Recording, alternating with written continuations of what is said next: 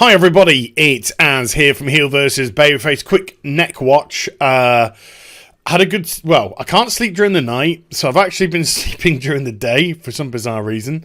The neck is feeling a little bit better today, but whenever I try and do something a little bit too much, it likes to let me know. So I got to keep as relaxed as possible. Tensing up does it in. Surges of adrenaline does it in. Sudden motions does it in. Leaning back... does it in. So I might have a little bit more articulation, or I might look like Data from Star Trek. Although he moved absolutely fine, didn't he? So today we're going to discuss some Green Men, and we're also going to discuss Blizzard, and we're going to discuss, well, something I think which is pretty obvious, okay?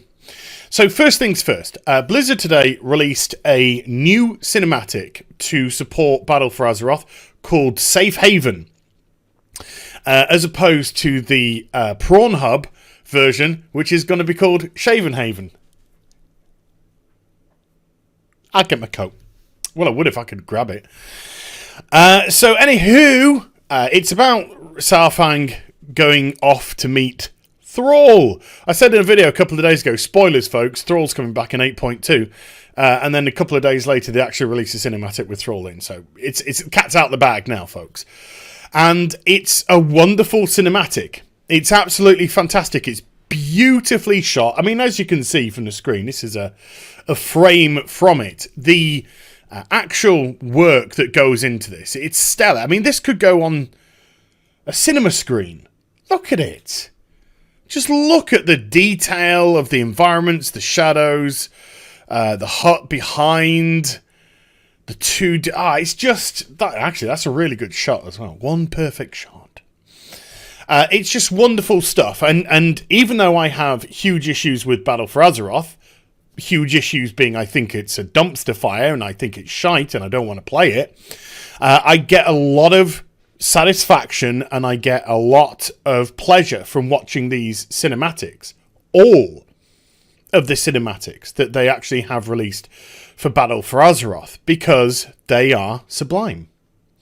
And it's really kind of highlights the bipolar nature of Battle for Azeroth. And it also shows very clearly and concisely what the audience want and what they don't want, which also shows very concise and clearly that Blizzard don't care and Blizzard aren't listening. So I'll go into exactly why. So first things first, this is a wonderful cinematic reintroducing Thrall. I will say a couple of things about the cinematic. Number one, it appears to be set in Nagrand, in Outland. So that's where Thrall is hiding out, in Outland. Nagrand looks incredible. We see the floating rocks and everything. And Saurfang says, "Where's your family?" And Thrall is actually looks down to the ground and says, "Close by." Now, I don't know if Thrall's actually saying they're dead. I mean, he seemed very melancholy when questioned about it.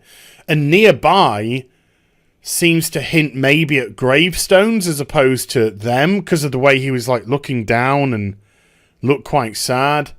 I mean, I could be completely misreading this, but it just seemed to be that way. Or maybe, like I said, Thrall was just maybe a bit suspicious, and therefore the way that he responded to it. And then there's an attack by a couple of undead Forsaken assassins, which is fended off. And Thrall gets a bit mad, saying to Saurfang that you brought them here.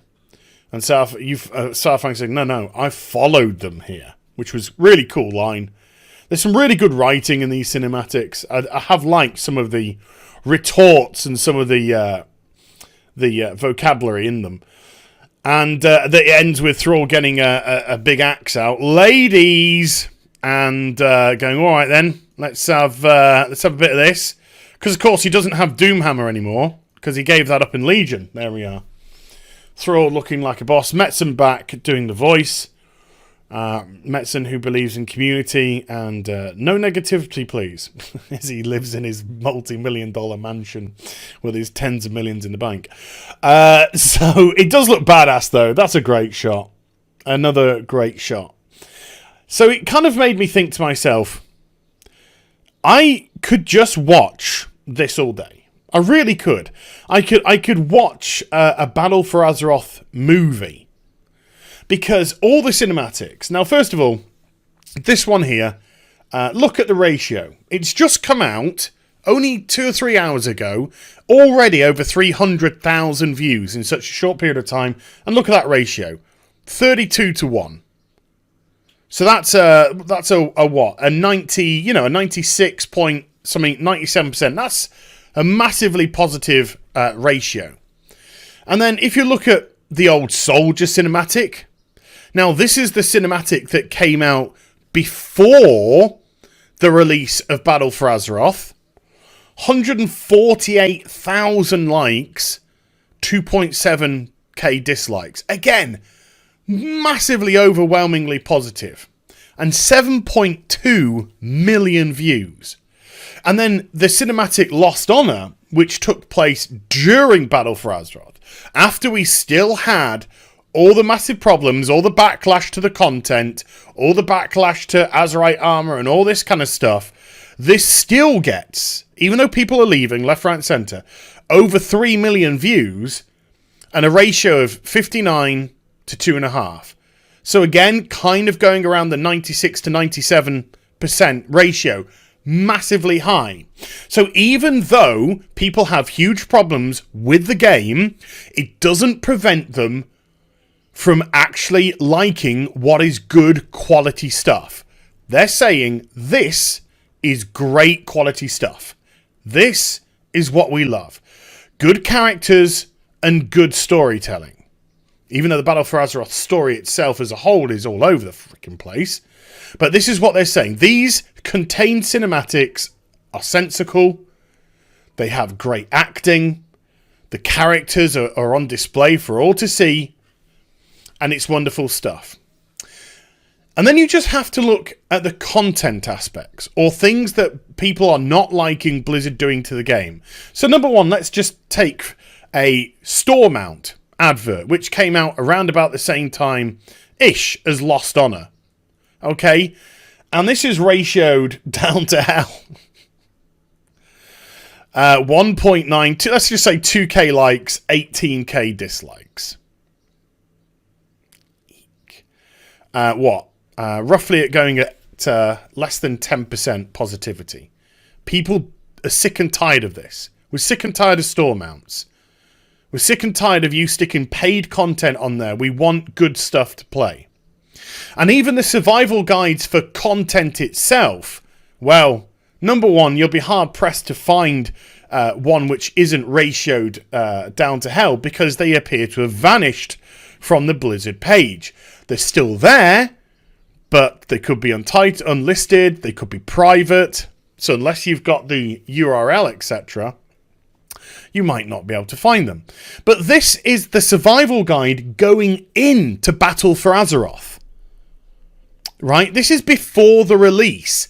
And this is people being massively positive going into BFA. There isn't cynicism here at all.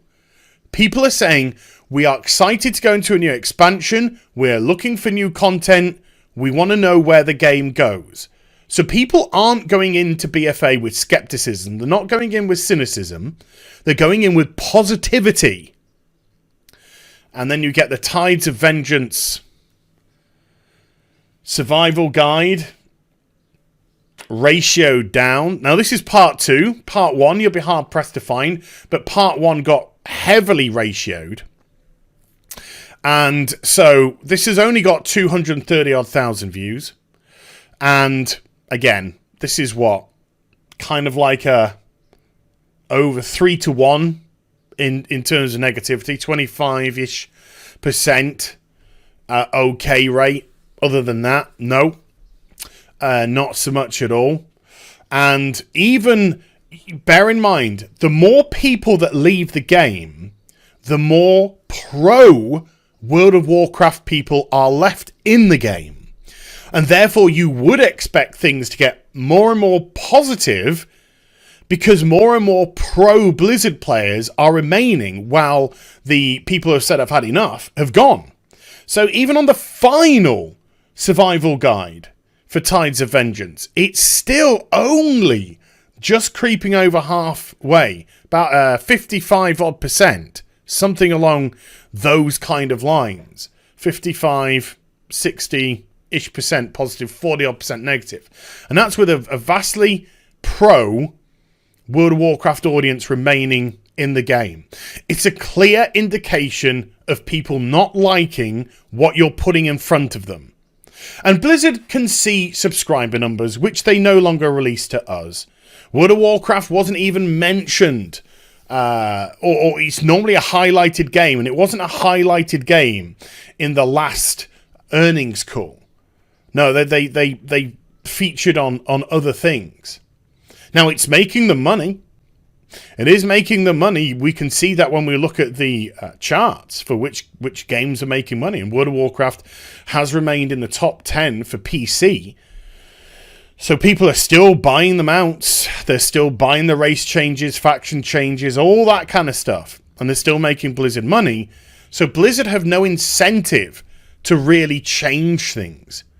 Now, 8.2 is probably couple of months away now, and this is when I say the make or break. I don't actually believe that's true. I don't think anything can turn BFA around.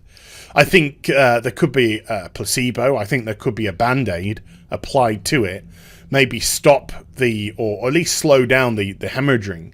But I don't think a patch, because Blizzard have taught people that patches don't bring people back to a game.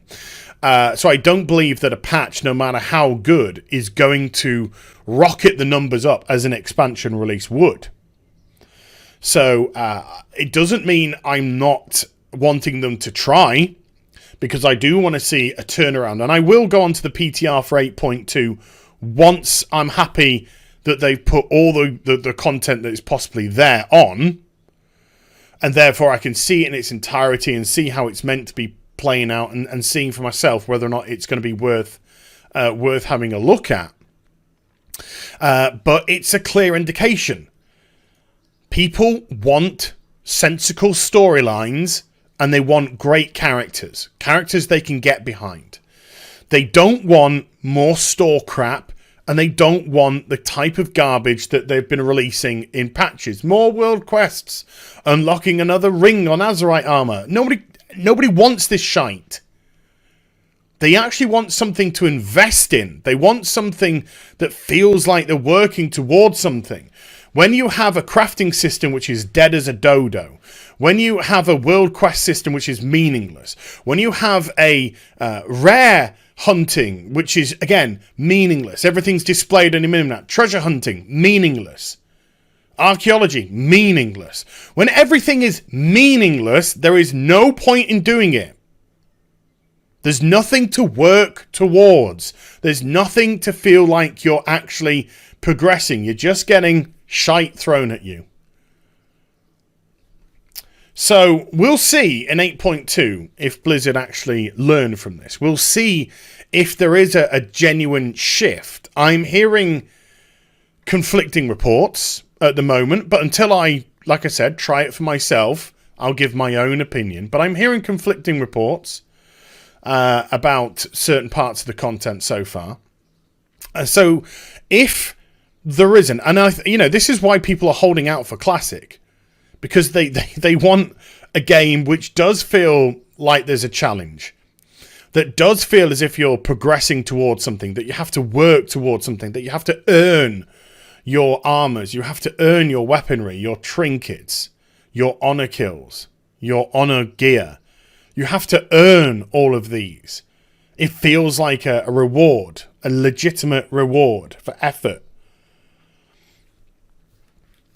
Battle for Azeroth just feels like an exercise in mediocre. And yeah, there we go. So I hope you enjoyed the vid. If you did, do get a thumbs up and also subscribe to the channel. Follow me on social media and Twitch for live streaming. Links, they're in the description box down below. And I'll be back with some more stuff very soon. You take care. Bye for now.